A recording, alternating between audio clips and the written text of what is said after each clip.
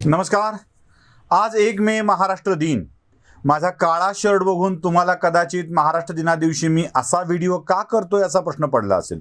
माझा अजिबात काही निषेध वगैरे करण्याचा किंवा माझा निषेधाचा सूर दाखवण्याचा हेतू नाही आहे. सहज आहे, योगायोग आहे, अंगात काळा शर्ट आहे आणि 1 मेचा व्हिडिओ करायला मी आदल्या दिवशी घेतलाय. त्यामुळं कदाचित अशी शक्यता वाटण्याची आहे. तसा कोणताही भ्रम करून घेऊ नका. सगळ्यांना महाराष्ट्र दिनाच्या मनपूर्वक शुभेच्छा. या दिवशी महाराष्ट्र नावाचं राज्य जन्माला आलं 1960ला.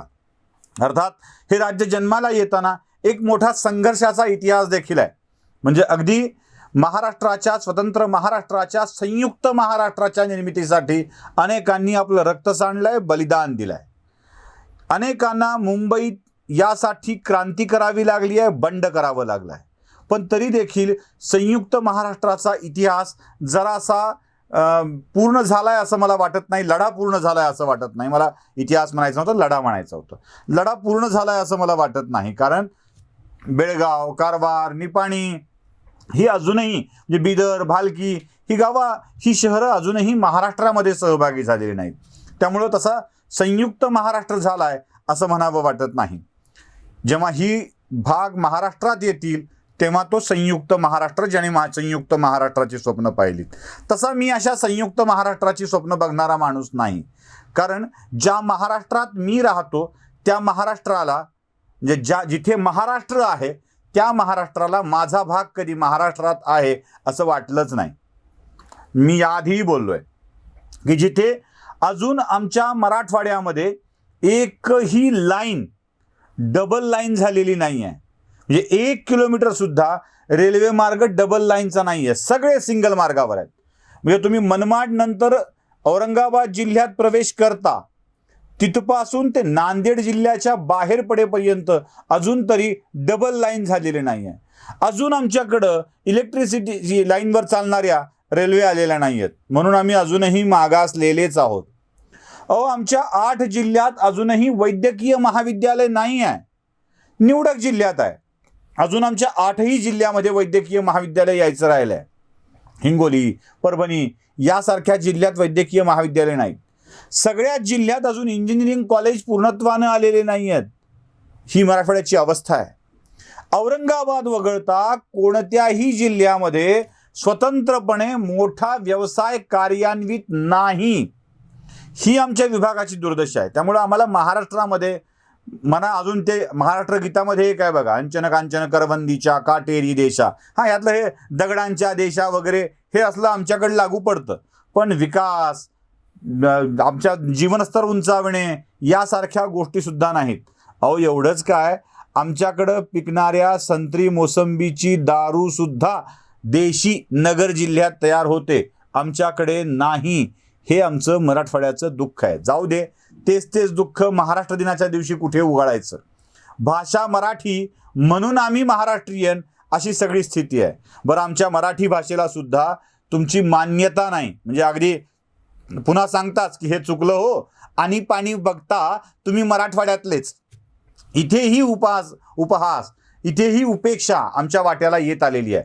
त्यामुळे तसं ज्या संयुक्त महाराष्ट्रासाठी लोक लढले, झगडले, त्या संयुक्त महाराष्ट्रात संयुक्त असल्याचा फील आम्हाला येत नाही. बरं, आपण सारखं महाराष्ट्र असं म्हणतो.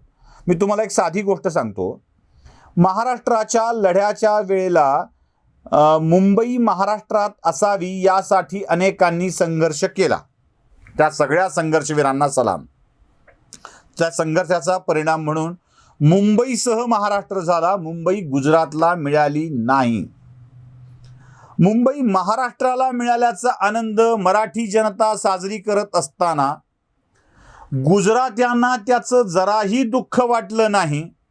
त्यांनी मुंबईचा ताबा महाराष्ट्राला देऊन टाकला आणि मुंबईचा स्वतःचा ताब्यात मुंबई मात्र ठेवली. आजही मुंबईमध्ये उद्योग, व्यवसाय गुजराती माणसांच्या हाती आहेत. हे आपण कसं विसरावं बरं. सकृतदर्शनी महाराष्ट्रच्या नकाशामध्ये मुंबई तुम्हाला महाराष्ट्रात दिसते, पण जेव्हा व्यवसायाचा नकाशा बघतो तेव्हा व्यवसायाच्या नकाशात मुंबईचा धंदा हा गुजरात्यांच्या ताब्यात गेलाय हे विसरून चालणार नाही. मुंबई महाराष्ट्राची झाली या इतिहासाचं पालुपद पोवाडे गाणी गात आम्ही मोठे झालो आणि याच गाण्या पोवाड्यांना आम्हाला गाऊ देत गुजराती इथे सांपत्तिक स्थितीनं मोठे झाले. गुजरात्यांनी कुठेही मुंबई आमची नसल्याचा आरडाओरडा केला नाही, दुःख मानलं नाही. ते मुंबईत येऊन कार्यरत राहिले. बगर मराठी माणसांनी, कितीतरी मराठी माणसांनी, बिगर मराठी माणसांनी मुंबईचा ताबा घेऊन टाकलाय. आणि आम्ही कशात अडकलो? मराठीला अभिजात भाषेचा दर्जा मिळावा. म्हणजे काय मिळावं? कोणी सांगेल अभिजात भाषेचा दर्जा मिळाल्यावर त्या भाषेला काय वेगळेपण मिळतं? काय होतं सांगू? एखादं स्वतंत्र विद्यापीठ मिळतं, त्याच्या अभ्यासक्रम ठरतात, त्याच्यावर अशा 2-4 समाजवाद्यांना, डाव्यांना, उजव्यांना स्थान मिळतं, ते प्रपाठक वगैरे होतात, HOD वगैरे होतात आणि मग आपल्या भाषेचं ज्ञान पाजळत राहतात. कुलकर्णी आणि म्हणा आणि, पाणी म्हणा पाणी असे टोमणे वजा सल्ले देण्यापलीकडं दुसरं काही होत नाही. आणि ती माणसं भाषिकदृष्ट्या खूप मोठी होत राहतात आणि आम्ही भाषेचं प्रेम दाखवता दाखवता, प्रांताचं प्रेम दाखवता दाखवता व्यावहारिकदृष्ट्या शून्य होऊन जातो. मराठी माणसाला या जगामध्ये मोठं करण्यासाठी काही होणार आहे का? हा देखील मोठा प्रश्न आहे. साधं उदाहरण बघा. महाराष्ट्र आणि गुजरात या 2 राज्याची निर्मिती झाली. तेलंगणा हे अशात निर्माण झालेलं राज्य, आंध्र प्रदेश आपल्यासोबतचं राज्य, कर्नाटक आपल्यासोबतचं राज्य. पण कर्नाटकची राजधानी बेंगलोर IT क्षेत्रामध्ये किती वाढ होत गेली. हैदराबादनं काय झेप घेतली आहे. आता आंध्र प्रदेशची नवी राजधानी विशाखापट्टणम सुद्धा काय वेगाने वाढते आहे कुणाला जाणीव? गुजरातनी आपले रस्ते किती सुधरविले. एका नर्मदा नहर प्रकल्पानं गुजरातच्या शेतीचा कायापालट करून टाकला. गुजरातेत जाऊन आलेला माणूस वाह याला म्हणतात विकास असं म्हणतो. तसं महाराष्ट्रात मराठी माणूस म्हणून, मराठी राजसत्ता म्हणून कोणीतरी काय केलंय हा माझा मोठा प्रश्न आहे. का 1 मेला आम्ही महाराष्ट्र दिन साजरा करायचा? मराठवाडा मुलाचा शतकोटीच्या तोलाचा अशा आम्ही मराठवाड्यावाल्यांनी गाणी म्हणायची. माझी मराठी असे माय बोली, हिच्या कीर्तीचे तेज लोकी चढे. पुन्हा हेही गाणं आमच्या मराठवाडी माणसाचंच आहे. गरजा महाराष्ट्र माझा कशा करता आम्ही म्हणायचं? असं काय गरजा म्हणून केलंय? इतिहासाचे दाखले देत, इतिहासाच्या पराक्रमाचे दाखले देत मराठी माणूस आम्ही सर्वश्रेष्ठ होतो असं सांगत होत राहतो. आणि सर्वश्रेष्ठ आहोत का हे विचारल्यावर त्याचं तोंड गप्प होतं. काहीही सांगता येत नाही. खूप छान आहे मराठीचा इतिहासच खूप छान आहे. वर्तमान काय आहे? महाराष्ट्राचं वर्तमान काय आहे? आता आम्हाला बातम्यात ऐकायला मिळायला लागलंय की लष्कर प्रमुख महाराष्ट्रीयन माणूस झाला. जिथे मराठी माणूसच असायला हवा असा विचार आमच्या चुकूनही मनात येत नाही. आणि आम्ही महाराष्ट्र दिन साजरा करण्यासाठी जडजडून पुढे जात असतो. त्या दिवशी ध्वजारोहण झालं पाहिजे, त्या दिवशी आम्ही महाराष्ट्राचे गीत गायले पाहिजेत, मराठी माझी म्हटलं पाहिजे. हे सगळं सगळं सगळं आम्ही करत असतो. पण व्यावसायिकदृष्ट्या महाराष्ट्राचा विकास काय झाला? गुजरातच्या तुलनेत किती गुंतवणूक आमच्याकडे आली. उलट गुजरात्यांची गुंतवणूक मुंबईत आली आणि मुंबई त्यांच्या ताब्यात गेली. एवढंच काय, बंगाली माणूस आमच्या इथली लहान सहान कामं करायला येऊ लागला. मुंबईच्या डान्स बारवर बंगाली पोरींचा कब्जा आहे, तर मुंबईच्या वेटरच्या क्षेत्रामध्ये सुद्धा बंगाली मुलांचा कब्जा आहे. मुंबईतल्या दुधाच्या धंद्यावर बिहाऱ्यांचा कब्जा आहे, तर मुंबईतल्या साध्या सुध्या कामावर UP-वाल्यांचा कब्जा आहे. आम्ही याला विरोध करतो मराठी माणूस म्हणून, पण त्या कामासाठी, तिथून उत्पन्न करण्यासाठी आमच्यापैकीचा कुणी पुढे येत नाही. गुजरात्यांनी मुंबई दिली, पण मुंबईत अंबानी आणि अदानी देऊन ठेवले, ज्यांनी मुंबईचं सगळं मार्केट काबीज केलं. आम्हाला असा अंबानी अदानी महाराष्ट्रात निर्माण करता आला नाही, जो गुजरातेत जाऊन तिथलं मार्केट कॅप्चर करेल. आणि आम्ही मराठी असल्याचा दाखला वारंवार देत राहतो. कसला महाराष्ट्र दिन?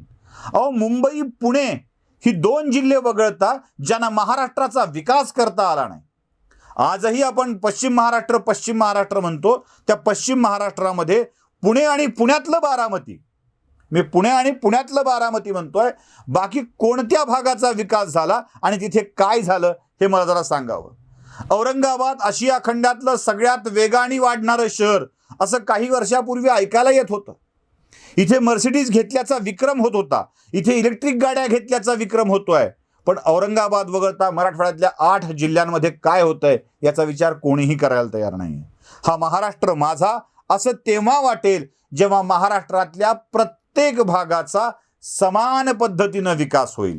म्हणूनच या महाराष्ट्र दिनी आपल्याला शुभेच्छा देताना एकच विनंती करतोय की आम्ही ज्या भागातून आलोत त्या भागाचा विकास करण्यासाठी माझी मराठी श्रेष्ठ आहे, माझा महाराष्ट्र श्रेष्ठ आहे हे दाखवण्यासाठी सगळ्याच घटकांना समाविष्ट करून घ्या. आणि परप्रांतीय माणसं ज्या पद्धतीनं आपल्या यशाच्या शिखरावर गेलीत तिथपर्यंत जाण्याचा प्रयत्न आपल्याला करता येतो का हा विचार आपण करूया. अन्यथा महाराष्ट्रीयन असल्याचा अभिमान फुकाचा सिद्ध होईल. एवढंच. नमस्कार.